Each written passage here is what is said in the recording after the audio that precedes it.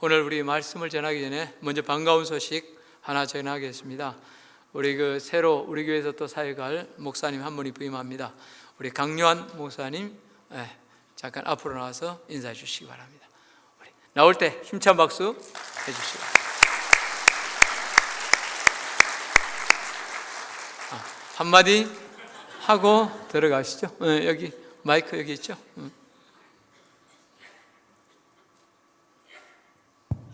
네, 반갑습니다. 먼저 저를 여명교회로 불러주신 하나님께 감사드리고 이다나 목사님께 감사드립니다. 여러 성도님들 앞에 겸손하게 사역하도록 하겠습니다. 감사합니다.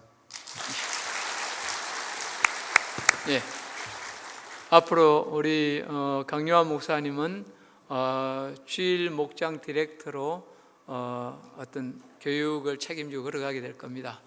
사역을 감당할 때 여러분 또 좋은 사역 감당을 통해서 교회가 더 건강하고 우리 어린 영혼들이 더 멋있게 자랄 수 있도록 기도해 주시고 많이 도와주시기를 부탁드립니다. 어제 우리 오전 9시부터 해가지고 한 5시 가까이 됐나요? 까지 이제 제3회 여명 컨퍼런스를 했습니다. 이제 세 번째 되는데요. 제가 어제 이렇게 컨퍼런스를 같이 참여하면서 느낀 것은 참 우리 여명교회가 계속 발전하고 있구나, 발전하고 있구나를 다시 한번 느끼면서 감사하지 않을 수 없었습니다. 작년 같은 경우 이제 처음 우리가 그 주일 목장이라든지 지구에서 이렇게 자기 사역을 점검하는 발표를 했는데 그때 그 발표를 들으면서 화가 났어요. 제가 화가 나가지고 계속 꼬집고 뭐라고 그러고 책망을 많이 했거든요.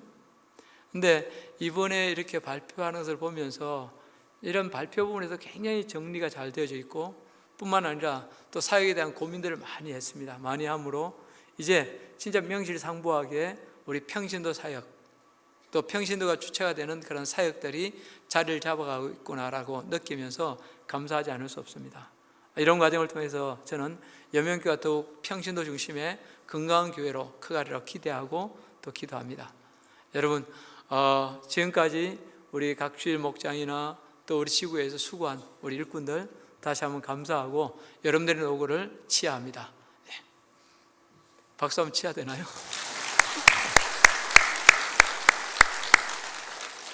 그래서 다음에는 여러분 우리가 이 컨퍼런스가 단순한 이런 어떤 컨퍼런스로 끝나지 않고 하나의 축제가 될 수 있도록 이렇게 할 계획을 고민을 한번 해보려고 합니다. 지난 주일 우리는 숨은 진주와 새가족을 초청하는 행사를 했습니다. 그때 200명 이상의 분들이 초청에 응해서 교회를 방문해 주셨습니다. 얼마나 감사하는지 모르겠습니다. 그래서 오늘은 교회를 새롭게 나오시는 숨은 진주들과 새가족을 위해서 가장 이 말씀의 기초로 할 수 있는 복음을 소개하고자 합니다. 교회를 처음 나오는 새가족뿐만 아니라 기존 성도들도 이 말씀을 통해서 생명의 주 되신 예수 그리스도를 만날 수 있기를 주의 이름으로 축복합니다.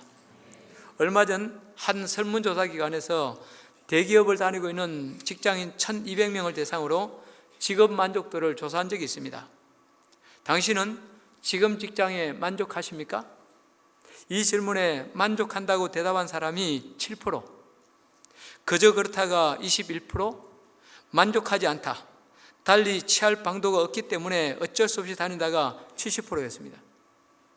누구나 선망하고 비교적 좋은 대우를 받고 있는 대기업 직원들의 생각이 이렇다면 더 적은 봉급과 열악한 조건에서 일하는 그런 분들이야 더 말해 못하겠습니까?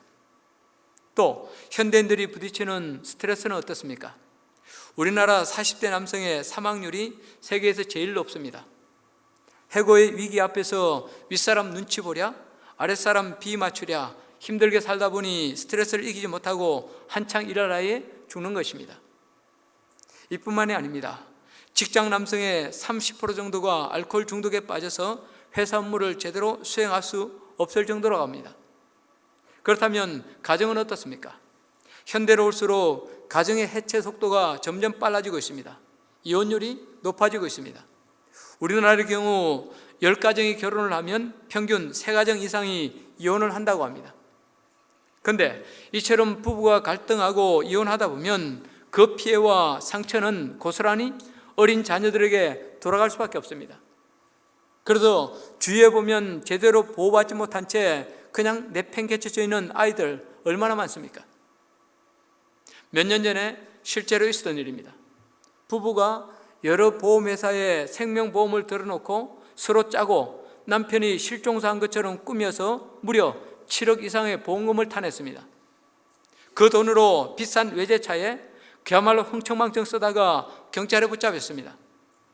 한마디로 죽은 시체가 그런 생활을 한 것입니다. 저는 그 기사를 접하면서 현대인들의 전도된 가치관을 보는 것 같아 가슴이 무척 아팠습니다. 그리고 이 사회가 어쩌다가 이 지경까지 가고 말았는가, 그런 탄식이 절로 나왔습니다. 그렇다면 왜 이런 문제가 생기게 되었습니까? 잘 살아보려고 애쓰는데 왜 바라는 행복은 오지 않고 아픔만 생깁니까? 다 건강하게 오래 살기를 바라는데 왜 병마에 시달리고 고통스럽게 죽어가야 합니까? 물질적으로 다 갖추고 부족함이 없는데도 사람들이 왜 목말라하며 방황합니까? 성경은 그 원인을 죄 때문이라고 말씀하고 있습니다. 죄 때문에 싸우고, 죄 때문에 늙고, 죄 때문에 죽는 존재가 되고, 죄 때문에 행복하기를 원하는 우리의 발행과는 달리 고통과 불행이 오게 되었다고 성경은 선포하고 있습니다. 제가 이런 말씀을 여러분에게 드리면 여러분 가운데 왠지 마음이 불편하고 기분이 은근히 나쁜 분들이 있을 수 있습니다. 왜냐하면 현대인들이 가장 듣기 싫어하는 말이 바로 죄, 죽음, 심판 같은 이런 말들이기 때문입니다. 그래도 많은 사람들이 질책하듯이 교회를 향해서 말합니다. 교회에서는 아무 탈 없이 잘 사는 사람들을 왜 꼭 죄인이라고 우겨서 죄의 올가미에 얽어매는지 모르겠다. 그래서 나는 교회 나가기가 싫다. 현대 심리학에서는 이런 시대 정신을 반영해서 죄라는 말 대신에 환경 부적응, 정서장애, 습관성 집착 등의 이런 용어를 사용합니다.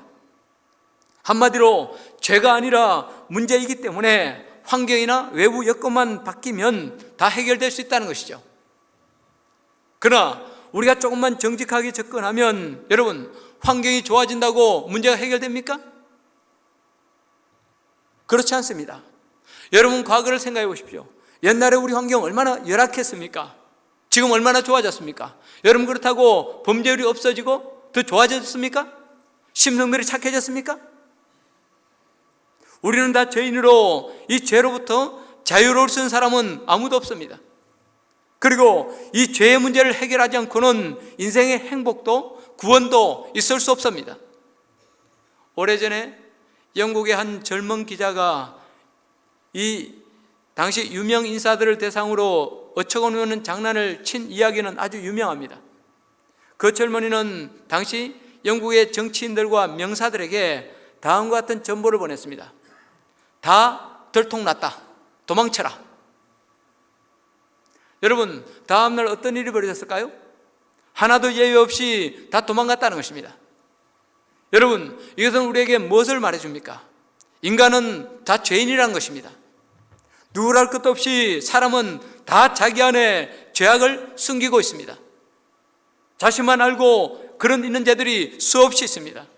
그래서 유대인들의 속담에는 10계명에 한 계명을 더한 11계명이 있는데 그 계명이 바로 들키지 말라라고 합니다. 그렇습니다, 여러분. 이 땅에 죄 없는 사람은 아무도 없습니다. 단지 들킨 죄인과 들키지 않은 죄인, 이 두 종류만 있을 뿐입니다. 우리는 내 의를 자랑하고 양심을 자랑하지만 사실 우리 인간의 양심 아무것도 아닙니다. 평소에는 그렇게 떳떳하다고 큰소리 치다가도 경찰의 출두 명령서만 받아도 가슴이 덜컥 내려앉는 것이 내 양심 아닙니까? 그래도 성경은 분명하게 선포하십니다. 죄의 싹은 사망이요, 한 번 죽는 것은 사람에게 정해진 것이요, 그 후에는 심판이 있으리니. 이제 더 중요한 문제가 생겼습니다. 그렇다면 우리가 어떻게 이 죄 문제를 해결하고 구원 얻을 수 있습니까? 내 노력으로? 나의 선행으로? 아니면 고행과 수양을 통해서 그 구원을 얻을 수 있습니까? 김진홍 목사님이라고 있습니다. 그분은 옛날에 청계천에서 빈민운동을 하다가 철거민들과 함께 남양만으로 내려가서 활빈교회와 두레공동체를 세운 것으로 유명합니다.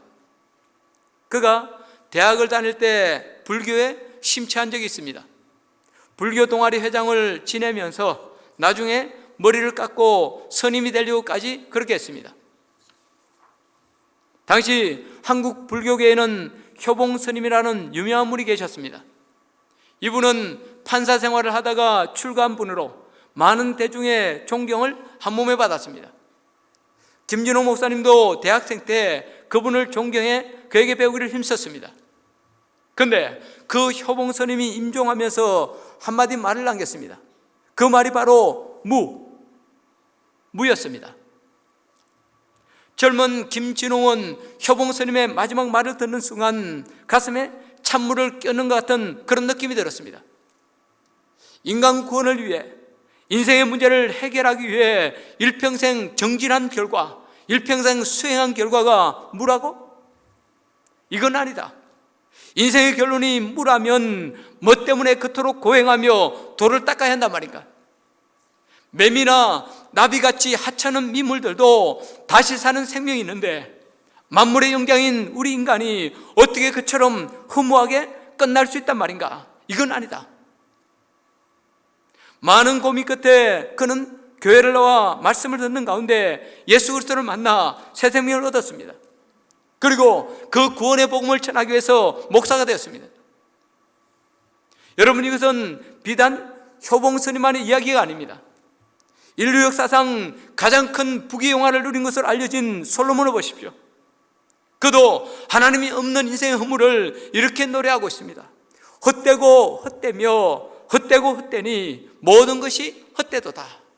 다 허무하다. 그렇습니다, 여러분. 아무리 열심히 영생을 추구하고 아무리 열심히 돌을 닦고 아무리 열심히 선을 행해도 내 힘으로는 구원 얻을 수 없습니다. 시도하면 할수록 인생의 허무만, 나 자신의 한계만 뼈저리게 느낄 뿐입니다. 여러분, 또 종교들을 보십시오. 세상에 많은 종교들이 있지만 예수님 외에는 죄 문제나 사후 세계에 대해서 명확하게 말해주는 종교가 없습니다. 유교의 공자는 죽음의 세계에 대해서는 아예 함구했습니다. 불교의 석가모니는 한마디로 무요, 세상은 돌고 도는 것이라고 그렇게 말했습니다. 왜 이렇게 말할 수밖에 없습니까? 그들은 죽음 후의 세계를 정확히 모르기 때문입니다. 더더욱이 공자나 석가나 마음에서 보십시오.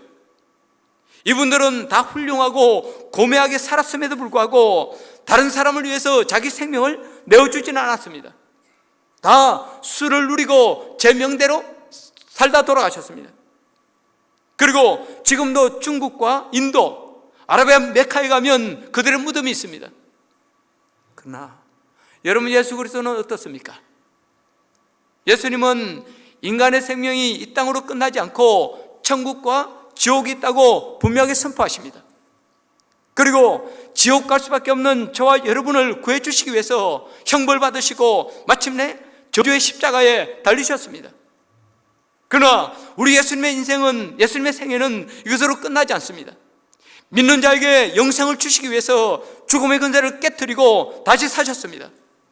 그래도 예수님의 무덤은 빈 무덤입니다. 지금도 예루살렘에 가면 그분의 무덤은 비어 있습니다. 그리고 부활하신 예수님, 다시 사신 예수님께서 저와 여러분을 향해 이렇게 말씀하십니다. 나는 부활이요 생명이니 나를 믿는 자는 죽어도 살겠고 무릇 살아서 나를 믿는 자는 영원히 죽지 아니하리니 네가 이것을 믿느냐? 또 말씀하십니다. 너희는 마음에 근심하지 말라. 하나님을 믿으니 또 나를 믿어라. 내 아버지 집에는 거할 곳이 많도다. 내가 너희를 위하여 처소, 영원한 처소를 예비하러 가노니 가서 처소를 예비하면 다시 와서 너희를 내게로 영접하여 나 있는 곳에 너희도 있게 하리라. 여러분, 얼마나 확실하고 분명합니까? 이런 예수님이라면 믿을만 하지 않습니까? 아니, 저와 여러분의 생애를 이분께 맡길만 하지 않습니까? 스티븐 코비는 그의 책 성공하는 사람들의 7가지 습관에서 이런 말을 했습니다. 시간 관리보다 더 중요한 것은 방향 관리다. 요즘 사람들 시간을 얼마나 귀하게 여깁니까? 또 얼마나 바쁘게 살아갑니까? 그리고 이 바쁜 것이 때론 성공의 척도가 되기도 합니다. 그러나 사람의 성공은 내가 얼마나 분주한가? 얼마나 시간을 잘 관리하느냐에 달려있지 않습니다. 오히려 어느 방향을 향해 가고 있느냐, 우리의 목적지가 바로 설정되어 있느냐가 더 중요한 성공의 관건이라 할 수 있습니다. 얼마 전에 안병동에서 근무하는 한 의사의 글을 읽고 마음이 참 안타까웠던 적이 있습니다.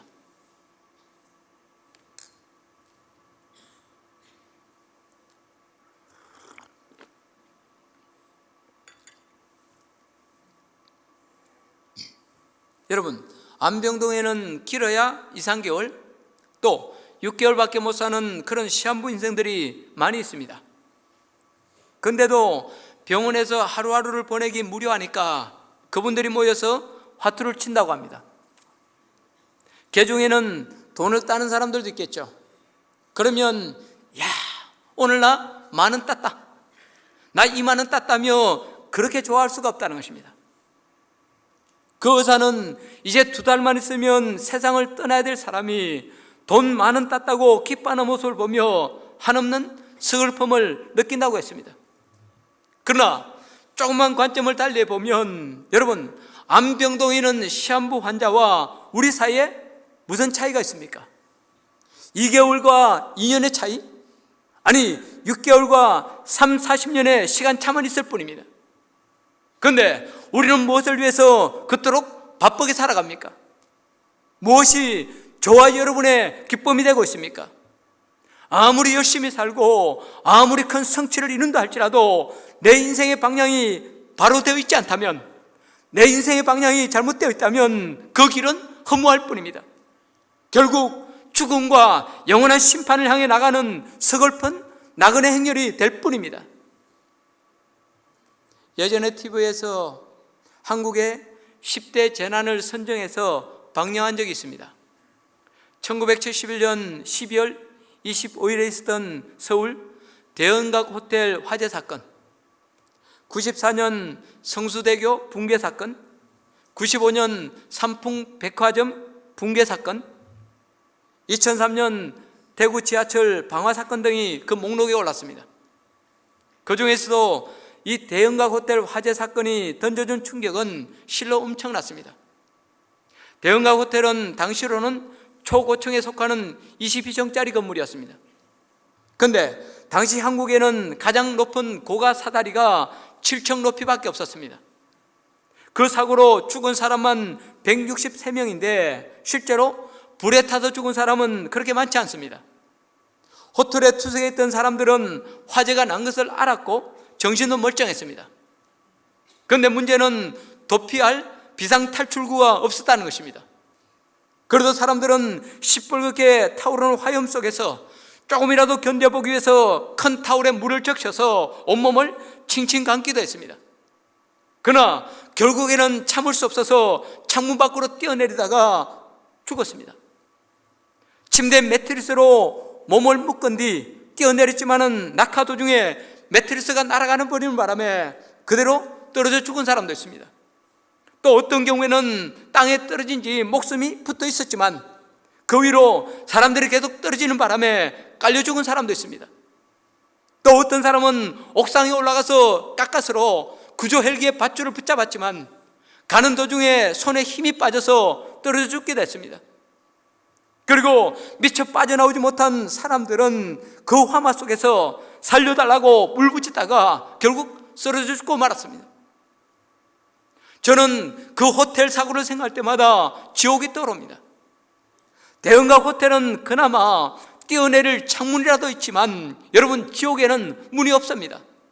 빠져나갈 구멍조차 없습니다. 여러분, 그런 고통스러운 죽음의 화염이 계속된다고 생각해 보십시오. 그리고 그 속에서 저와 여러분이 영원히 있어야 된다고 한번 생각해 보십시오. 얼마나 끔찍하고 두려운 일입니까? 그렇다면 이 지옥불에서 우리가 어떻게 구원 얻을 수 있습니까? 성경은 아주 분명하게 그 대답을 말씀해 주고 있습니다. 사도행전 16장 31절입니다. 우리 같이 읽어보겠습니다. 이르되 주 예수를 믿으라. 그리하면 너와 내 집이 구원을 받으리라 하고, 또 로마서 10장 13절에서는 뭐라고 말씀하고 있습니까? 같이 읽어보겠습니다. 누구든지 주의 이름을 부르는 자는 구원을 받으리라. 그렇습니다. 주 예수를 믿고 예수의 이름을 부르는 자는 뭐라고요? 구원을 받는다. 아마 모르긴 몰라도 지옥에 간 사람들은 굉장히 억울할 것입니다. 그래서 성경은 그들이 이를 갈며 슬피 울게 될 것이라고 말씀하고 있습니다. 여러분 한번 생각해 보십시오. 구원 얻는 방법이 이토록 쉽고 간단한데 이 사실을 몰라서, 아니 이 사실을 거부해서 그토록 엄청난 형벌을 받게 되니 얼마나 원통하고 가슴 아프겠습니까? 예를 들어 구원 얻는 일이 여러분 사법고시에 합격하는 만큼 어렵다면 어떻게 되겠습니까? 머리 나쁜 사람은 아예 꿈도 꿀 수 없을 것입니다. 또 천국에 들어가기 위해서는 100m를 10초 안에 주파해야 한다고 생각해 보십시오. 그러면 누가 감히 구원을 바랄 수 있겠습니까? 아무리 노력해도 도달할 수 없기 때문에 대부분의 사람들은 좌절하고 말 것입니다. 그런데 성경이 제시하는 구원의 방법, 구원의 길은 너무 쉬워서 믿기지 않을 지경입니다. 누구든지 주의 이름을 부르는 자는 구원을 받으리라. 주 예수를 믿으라. 그리하면 너와 내 집이 구원을 받으리라. 그렇습니다, 여러분. 죄로 말미암아 영원히 심판받을 저와 여러분을 구해주시기 위해서 하나님의 아들 예수님께서 이 땅에 오셨습니다. 죄 없으심에도 불구하고 저와 여러분을 대신해서 저주의 십자가를 지시고 지옥의 형벌까지 담당해 주셨습니다. 그리고 마침내 죽음의 권세를 깨뜨리고 다시 살아나심으로 믿는 자에게 죽음을 이기는 참된 승리와 영원한 천국을 선물로 주셨습니다. 이 예수님을 믿기만 하면, 아니 십자가 위에서 내 대신 피 흘리신 예수 그리스도를 나의 주로 영접하기만 하면 모든 죄를 용서받고 하나님의 자녀 천국 백성이 되는 것입니다. 여러분, 미국에 스콧 팩이라는 그리스도인 정신과 의사가 있었습니다. 하루는 큰 회사의 성공한 중력이 정신과 치료를 받기 위해서 그를 찾아왔습니다. 경무에 시달리고 과도한 경쟁으로 긴장된 생활을 계속하다 보니 몸도 마음도 탈진 상태가 된 것입니다. 상담을 마친 의사는 그 사람이 여러 가지 면에서 아주 탁월한 자임을 금방 알 수 있었습니다. 그래서 의사는 그 환자에게 전혀 뜻밖의 처방을 내렸습니다. 월터 씨, 혹시 댁 가까운 곳에 공원 묘지가 있습니까? 멀지 않은 곳에 한 곳이 있긴 합니다만 왜요?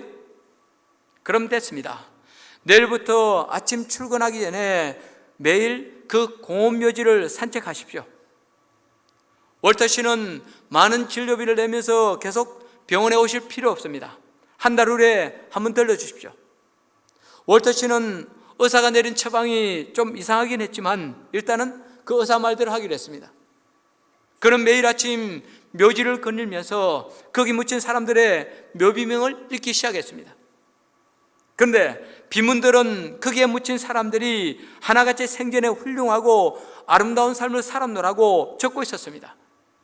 그러나 이제 그들은 다 잠들어 있고 어느 누구도 그들의 업적이나 이름을 기억해 주는 사람이 없었습니다. 누구 하나 찾아와 주는 사람도 없었습니다. 다 잊혀진 존재로 그렇게 누워 있었습니다. 여기서 그는 인생의 중요한 진리를 깨닫게 되었습니다. 지금까지 나는 출세를 위해서 내 이름 석자를 세상에 남기기 위해서 옆도 안 돌아보고 바삐 뛰어왔다. 그러나 얼마 안 있으면 나도 죽어 땅속에 묻히고 좀 더 시간이 지나면 그 누구도 나를 기억해 주는 사람이 없을 것이다. 그런데 나는 무엇을 위해 이토록 안달하며 뛰어왔던가? 지금까지 그토록 가치를 두고 추구했던 돈이나 성공, 사람들의 칭찬이 이 죽음 앞에서 무슨 의미가 있는가? 그리고 내가 죽어서 이 땅에 묻히면 내 영혼은 과연 어찌 될 것인가? 이런 문제를 가지고 여러 날을 고민하던 월터 씨는 어느 주일날 아침 스스로 교회를 찾아갔습니다. 그리고 예수님을 구주로 믿고 하나님의 자녀로 거듭났습니다. 그때부터 월터 씨는 인생의 목표와 방향이 달라졌습니다. 살아야 될 이유와 소망을 발견했습니다. 그리고 주님의 은혜 안에서 인생을 관조하는, 또 사랑과로부터 자유하는 그런 자유를 얻고 기쁨과 활기가 넘치는 그런 삶을 살게 되었습니다. 언젠가 한 식당에 갔더니 이런 글귀가 붙어 있었습니다. 사람이 100세를 살면 36,500일, 90세를 살면 32,850일, 80세를 살면 29,200일, 70세를 살면 25,550일. 이제 당신은 며칠 남았습니까? 그래서 제가 제 날수를 한번 계산해 봤습니다. 지금 제 나이가 만으로 60세니까 70세까지 산다면 3,650일 남았습니다. 80세까지 산다면 7,300일 남았고, 90세까지 산다고 해도 만여일이 남짓 남았습니다. 저는 이것을 계산하다가 내 인생의 날수가 너무 짧은데 깜짝 놀랐습니다. 그리고 정신이 번쩍 들었습니다. 여러분은 어떻습니까? 여러분의 인생의 날수가 며칠이나 남으셨습니까? 아니, 지금까지 무엇을 하며 여러분의 인생을 보내셨습니까? 앞으로 그 길로 계속 가도 여러분 후회가 없을 자신 있습니까? 젊을 때는 못 모르고 남보다 더 잘 살아보겠다고, 성공해 보겠다고 몸부림쳤습니다. 그러나 나이가 들고 철이 들면서 이것도 다 신기루요, 일장춘몽이라는 사실을 깨닫게 되었습니다. 그렇다면 지금 여러분에게 남은 것은 과연 무엇입니까? 지금 여러분이 붙들고 있는 그 소망은 과연 믿을 만합니까? 아니면 내 죽음과 함께 허무하게 끊어지고 말 썩은 동아줄 아닙니까? 제법 되었습니다만 라이언 화이트라는 18살의 소년이 에이즈로 세상을 떠날 때 미국 언론이 대서특필했던 적이 있습니다. 이 소년은 13살에 혈류병 수술을 받다가 수혈 중에 에이즈에 감염되어서 참으로 안타까운 죽음을 맞이하게 되었습니다. 그런데 5년간 투병 생활을 하면서 이 소년이 보여준 용기와 아름다운 모습은 많은 사람들에게 큰 감명과 도전을 주었습니다. 그리고 이 사건을 통해서 에이즈는 꼭 나쁜 사람만 걸리는 것이 아니라는 사실을 깨닫는 계기도 되었습니다. 임종의 때가 다가왔을 때 그 아버지와 나눈 대화가 신문에 실렸습니다. 아버지가 아들에게 말합니다. 라이언, 이 아빠의 마음이 너무 아프고 슬프구나. 너처럼 착한 아이가 이처럼 가야 하다니 하며 눈물을 훔칩니다. 그러자 소년은 힘은 없지만 명랑한 모습으로 아버지를 보며 이렇게 말합니다. 아빠, 슬퍼하지 마세요. 아빠는 저를 낳아주시고 18년 동안 즐겁게 살 수 있도록 길러주시고 넘치게 사랑해 주셨어요. 그리고 숨이 찬 듯 조금 멈췄다가 다시 말을 이었습니다.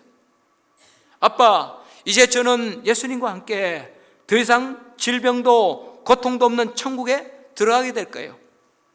아빠는 무엇보다도 예수님이라는 가장 귀한 선물을 저에게 주셨어요. 아빠, 감사해요. 하며 이 아빠의 슬픈 손을 꼭 붙잡았습니다. 라이언 화이트가 병상에 있는 동안 참 많은 사람들이 그를 찾아왔습니다. 레이건 대통령이 특사를 보내 그를 위로했고, 마이클 잭슨도 찾아와서 선물을 줬고, 지금 대통령인 도널드 트럼프까지 와서 그에게 큰 선물을 주었습니다. 그러나 죽음 앞에 선 이 소년에게 진짜 귀한 선물은 돈이나 사람들의 관심이 아니었습니다. 온갖 진귀한 장난감이나 선물꾸러미도 아니었습니다. 가장 귀한 선물은 바로 아빠가 그에게 전해준 예수님, 예수님이 그에게 주시는 영생 곧 천국이었습니다.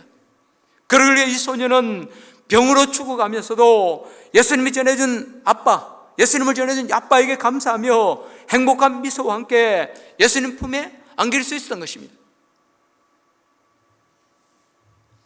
제가 성도들에게 가끔 말씀을 드리지만 여러분, 세상에서 제일 불쌍한 사람이 누구입니까? 가난한 사람입니까? 병약한 사람입니까? 못 배운 사람입니까? 불의하게 억압받고 착취당하는 사람입니까? 때로는 버림받은 그런 아픔 속에서 좌절하는 그런 사람입니까? 물론 그들도 불쌍합니다. 그러나 가장 불쌍한 사람은 아닙니다. 오히려 세상에서 진짜 불쌍한 사람은 저녁이 되었는데도 돌아갈 집이 없는 사람입니다. 낮에 그토록 힘들게 일하면서도 참아낼 수 있는 까닭이 무엇입니까? 사람들에게 치이고 스트레스를 받으면서도 견뎌낼 수 있는 이유가 무엇입니까? 그것은 저녁이 되면 돌아가실 집이 있기 때문입니다. 그 집에 가면 나를 반겨주는 사랑하는 가족이 있기 때문입니다. 그런데 저녁이 되었는데도 막상 돌아갈 집이 없다면 여러분, 이보다 더 서럽고 가슴 아픈 일이 어디 있겠습니까? 그런데 여러분, 이 점은 우리 인생도 마찬가지입니다. 살다 보면 반드시 내 인생에 저녁이 찾아옵니다. 그때가 되면 우리는 모두 이 세상을 작별하고 어디론가 가야 합니다. 그때 다른 사람들은 다 갈 곳이 있다며 좋아라 하는데 정작 나는 갈 곳이 없다면, 아니 아무도 나를 반겨주는 이가 없다면, 영원한 어둠과 심판만이 나를 기다리고 있다면 여러분, 이보다 더 큰 비극이 어디 있단 말입니까? 그때 저와 여러분이 이 땅에 누린 그 영화가 무슨 의미가 있으며 그토록 억척스럽게 쌓은 재물이 무슨 유익이 있겠습니까? 땅을 치며 통곡해도 이미 때가 늦어버렸습니다. 여러분, 인생은 만남입니다. 바른 선택, 바른 만남이 얼마나 중요한지 모릅니다. 그래도 누군가가 이런 말 했지 않습니까? 한 번의 선택이 일생을 좌우한다. 한 번의 만남이 우리 인생을 좌우한다. 여러분 보십시오. 처녀 때 한 번의 남자 선택이 여러분의 인생을 결정했습니다. 총각 때 지금의 아내를 만난 것이 오늘의 여러분을 있게 만들었습니다. 마찬가지로 오늘 만남, 곧 예수님과의 이 만남이 여러분의 미래, 아니 여러분의 영혼까지 결정하게 될 것입니다. 그래도 성경이 뭐라고 선포하십니까? 요한복음 1장 12절입니다. 같이 읽어보겠습니다. 영접하는 자 곧 그 이름을 믿는 자들에게는 하나님의 자녀가 되는 권세를 주셨으니, 영접하는 자, 그 이름을 믿는 자들에게는 하나님의 자녀가 되는 권세를 주셨으니, 여러분 여기서 영접하는 자, 곧 그 이름을 믿는 자 이렇게 말하고 있는데, 여러분 여기서 그 이름은 누구입니까? 누구의 이름입니까? 예수 그리스도. 그렇습니다. 예수 그리스도를 믿고 영접하는 자들은 하나님의 자녀가 되는 권세를 주셨다라고 그렇게 말씀해 주고 있습니다.